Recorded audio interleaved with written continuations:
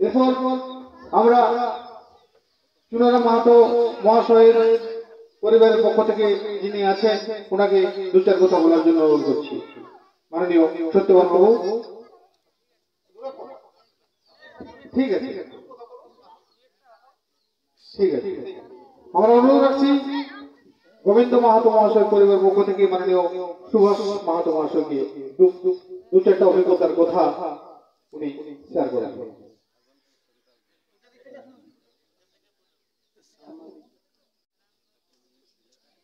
এর ফাঁকে আমাদের মধ্যে বিশিষ্ট সমাজসেবী মাননীয় রবীন্দ্রনাথ মাহাতো মহাশয় উপস্থিত হয়েছেন। ওনাকে আমরা আমাদের বামনি মাঝিরা গ্রাম পঞ্চায়েতের পক্ষ থেকে অশেষ অশেষ ধন্যবাদ কৃতজ্ঞতা জানাই।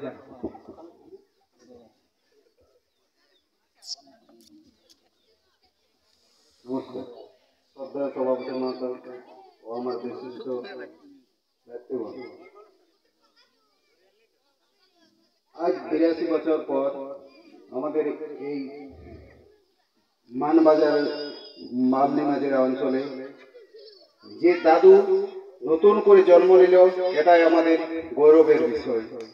তাই যারা এর পেছনে উদ্যোক্তা তাদেরকে আমি অশেষ অশেষ ধন্যবাদ জানাই। আমি দাদু সম্বন্ধে বিশেষ কিছু জানি নাই বা আমার জন্মও নাই। মাও নাকি 3 মাস, মায়ের বয়স যখন 3 মাস ছিল তখন আমার দাদু মানবাজার থানা প্রাঙ্গণে জীবনদান করছেন। এটুকুই আমার বক্তব্য।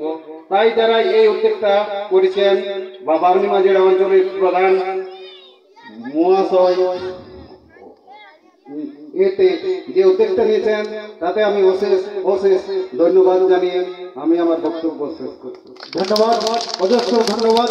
আবেগতাড়িত হয়ে যাচ্ছে হওয়ার কথাই, কারণ বিগত দিনের ইতিহাস যখন চোখে ভাসছে কান্নায় চোখ অটোমেটিক জলে ভেসে যাচ্ছে।